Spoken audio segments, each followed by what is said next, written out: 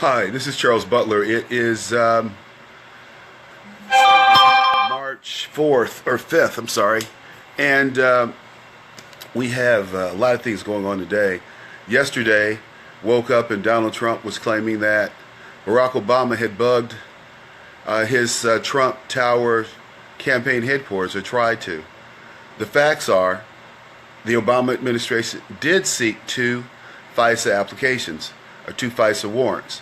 First one was rejected. The second was accepted. So how far did the FBI go in tapping Mr. Trump's lines? We don't know. But the mainstream media refuses to cover this story. Can't you imagine if Bernstein and Woodward had refused to cover Watergate, had ignored the fact that the burglars were more than burglars? We would never have had Watergate. Dick Nixon would have had another 4 years instead of being forced to resign. Who knows where the country would be today? In a different place, I'm sure. Gerald Ford, although a great American, was certainly no Richard Nixon. So, let's fast forward. Barack Obama trying to undermine the campaign, all the time claiming that the Russians were hacking the campaign. The Russians are trying to influence the campaign. When he, Barack Obama, a Alinskyite, Muslim, and in my opinion, traitor to our country, he's tried to do everything in his power to undermine the United States and undermine who we are and what we do. He has an ardent disdain, and we have a lot of people in government today. We have a lot of people in this country today who have an ardent disdain for our way of life. The protesters of the 60s, like Obama and his mother and his dad, have become the establishment, or taking establishment type jobs, and they're fighting the system from within. We have to eradicate these people from public office. We have to eradicate them from the system.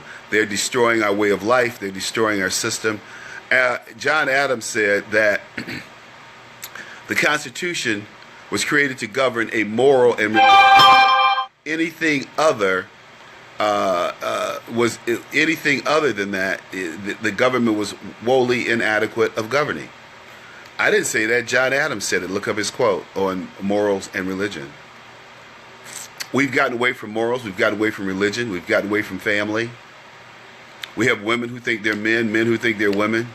How crazy has this world become? And by the way, if you don't embrace this, if you don't celebrate this sinful lifestyle, then something's wrong with you.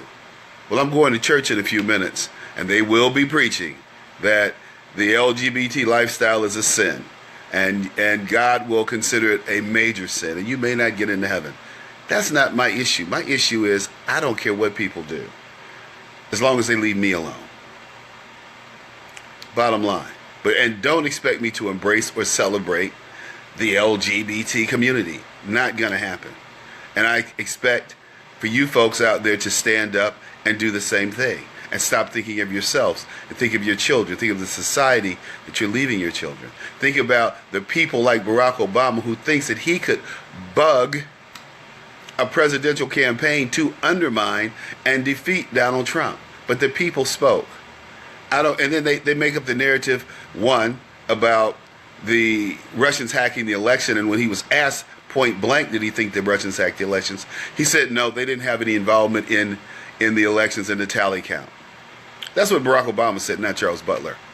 Two, they said that not only did the Russians steal the election, but Hillary Clinton won the popular vote, so she should be president. Where in the Constitution does it say that?